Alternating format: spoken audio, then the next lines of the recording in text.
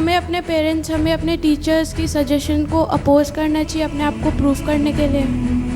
नहीं, why not पूछने का मतलब ये नहीं कि आप अपोज कर रहे हैं, आप जानना चाहते हैं, आप अपनी क्यूरियोसिटी पूरा करना चाहते हैं। देखिए, इंसान के शरीर पर जो स्कार जितने ज़्यादा लगे होंगे जिसको देखोगे, इसका मतलब समझना चाहिए उतना ही बहादुर इंसान है वो। Failure always teaches us, failure should not be taken as a defeat. आज के ज़माने में जो हमारी पीढ़ी के लोग हैं, जब वो मार्केट में जाएंगे और उन्हें वाई नॉट का सवाल फेस करना पड़े, तो आपके हिसाब से क्या है जो आप सोचते हैं कि ज़रूरी होना चाहिए आजकल के लोगों में, जो वो इस सवाल का वापस जवाब दे? When you want to do something, you want to succeed in something, keep trying, keep trying. Don't take no for an answer. That's what I'm saying. क्योंकि जिंदगी में हार तभी होती है जब आप उसको एक्सेप्ट कर लेते हैं, और वरना हार नहीं होती है।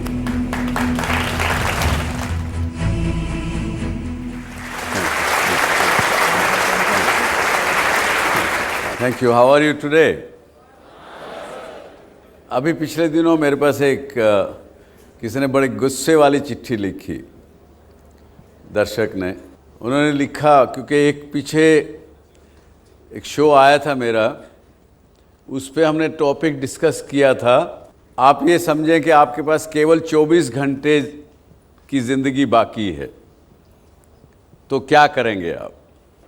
एक क्वेश्चन, अटपटा क्वेश्चन था ये, कि भाई अच्छे भले आदमी से आप पूछ रहे हो कि यार तुम्हारी ज़िंदगी के अब केवल 24 घंटे बचे हैं। इसी तरह की इस कड़ी में उन्होंने कहा कि आप ये तो नेगेटिव बात कर रहे हैं, ये क्यों सोचें? हम तो ये सोचेंगे कि जी ज़िंदगी का आज पहला दिन है। ये पॉजिटिव सोच है उनके हिसाब से। तो मेरा ऐसा मानना है कि पॉजिटिव सोच आज ज़िंदगी का पहला दिन है, इससे नहीं आएगी। नेगेटिविटी को कैसे आप नकार सकें, मुझे नहीं पता। आप में से आज स्टूडेंट्स हैं, आप मान लीजिए आप लॉ कर रहे हैं यहाँ, किसी से पूछो भाई लॉ क्यों कर रहे हो आप, इंजीनियरिंग क्यों नहीं कर रहे? भाई मेरा दोस्त जा रहा था उसी में लॉ करने, तो मैं भी आ गया। या मेरे फादर ने कहा कि नहीं एमबीए करना ज़रूरी है, आपने कहा नहीं मैं तो इंजीनियरिंग करना चाहता हूँ, पिताजी ने मना कर दिया। बोले यार वो इंजीनियरिंग किए हुए लोग ऐसे ही घूमते रहते हैं बिना नौकरी के। पर हम पूछते नहीं ज़िंदगी से भाई क्यों, मैं जो करना चाहता हूँ या करना चाहती हूँ मुझे क्यों नहीं करने दिया जाता? तो आज का विषय यही है कि क्यों नहीं। अपना मैं तजुर्बा बताता हूँ आपको कि जब ये टीवी की बात ज़्यादा करते हैं तो इसलिए टीवी की बात करूँगा। जब शुरू करने लगे तो जो वकील लोग थे उन्होंने कहा आप कर ही नहीं सकते। मैंने पूछा भाई क्यों नहीं कर सकते? Satellite television in India is restricted only to be done by the government, private sector कर ही नहीं सकता। क्यों नहीं कर सकता?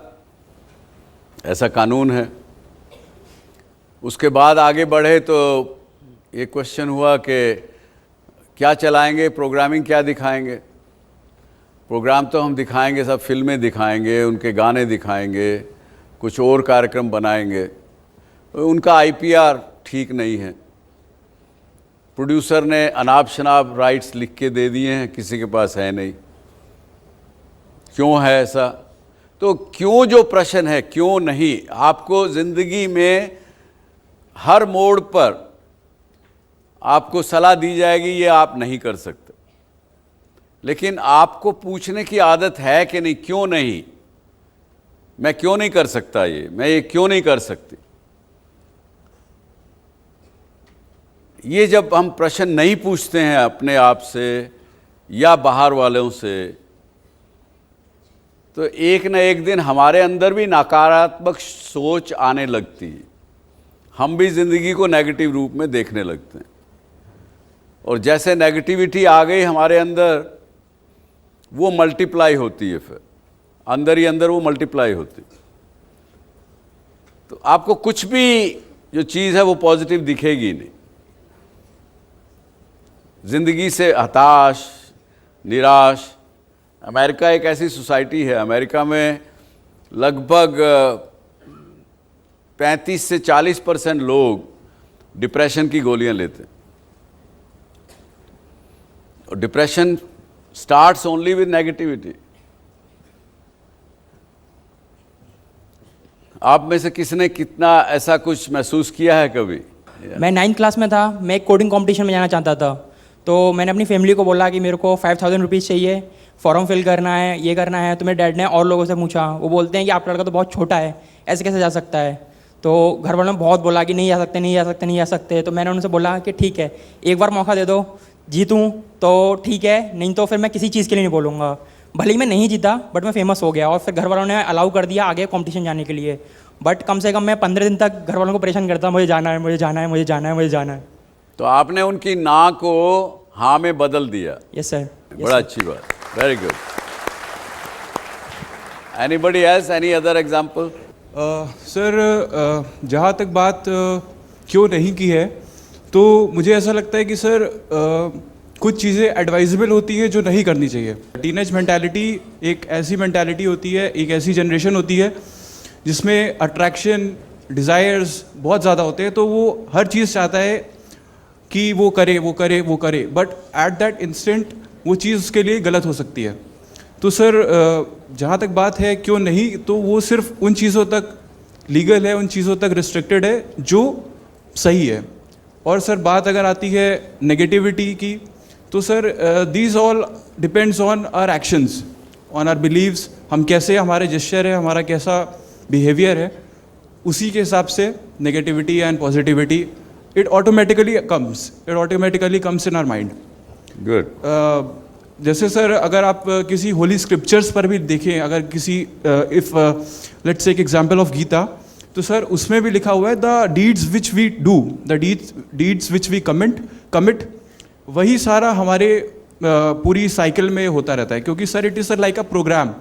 जैसे कोई एक प्रोग्राम होता है, अगर उसमें हम लोग कुछ एरर करते हैं तो वही सिमिलर हमारी लाइफ पर भी फॉलो होता है कि अगर हम कुछ गलत काम करेंगे तो नेगेटिविटी आएगी, सही काम करेंगे तो वी विल फील कि हमारे एक पॉजिटिव ऑरा हमारे चारों तरफ है, और उसी के बिहाफ पर सारा होता रहता है। Very good sir.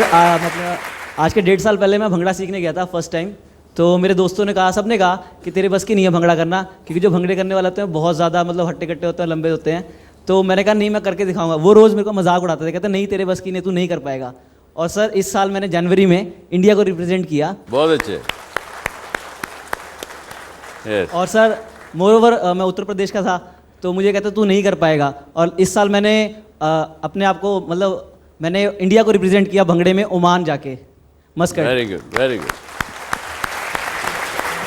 सर जब मैं बहुत छोटी थी, आई थिंक स्टैंडर्ड 1 और 2, मुझे तो अभी भी छोटी नजर आ रही है।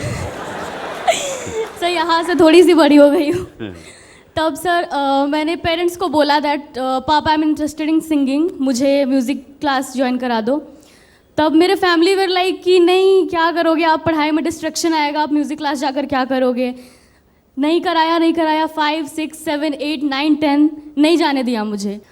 स्टैंडर्ड 11th में क्या हुआ that there was a programme in my father's camp, he is in defence. तो उनकी जो सिंगर थी सारा मैनेजमेंट उनके अंडर था। तो शी वाज लाइक वो नहीं आ पाई। तो मैंने बोला पापा क्या मैं एक बार ट्राई कर लूँ, उन्होंने बोला ठीक है। तो सिंगर तो आ गई थी, बट पापा ने मुझे सुना गाते हुए, एंड तब उन्होंने बोला कि बेटा आपके साथ तो नाइंसाफ़ी हो गई, आपको भेजना था स्टैंडर्ड। तब भी उन्होंने बोला कि अभी तो फिर आपके 12th के बोर्ड्स आएंगे फिर एंड ऑल। बोर्ड्स ख़त्म हो गए, उसके बाद जो 2-3 महीने की छुट्टियाँ आती हैं उसमें मैंने बोला पापा 3 महीने की छुट्टी है, मुझे एक सिंगिंग कोर्स कर लेने दो। देन ही सेड कि जाओ। फाइनली मैंने उनको कन्विंस कर लिया और मैंने म्यूज़िक क्लास ज्वाइन करी। फिर मेरा यहाँ पर एडमिशन हुआ, मुझे कोर्स बीच में छोड़ना पड़ा। यहाँ पर आकर मैंने फिर से कंटिन्यू किया, यहाँ पर क्लब ज्वाइन किया। यहाँ पर इतनी अच्छी ये जगह है कि यहाँ पर हमारे हर एक टैलेंट को स्टेज मिलता है, प्लेटफॉर्म मिलता है। मैंने यहाँ पर ज्वाइन किया and finally I did it sir. So आपने देखा, एक question why not can change your thought process, can change your life. जिस पेरेंट्स ने 6 साल तक उस लड़की को म्यूज़िक सीखने नहीं दिया, उसने ज़्यादा सवाल नहीं पूछे वाई नॉट, लेकिन बाय चांस जब उनके फादर ने उनको गाते हुए देखा सुना तो उनको लगा कि उसमें मेरी बच्ची में टैलेंट है और मुझे उसको करने दिया जाना चाहिए। लेकिन यदि आप प्रश्न पूछती कि वाई नॉट पापा, probably you would have started that earlier itself.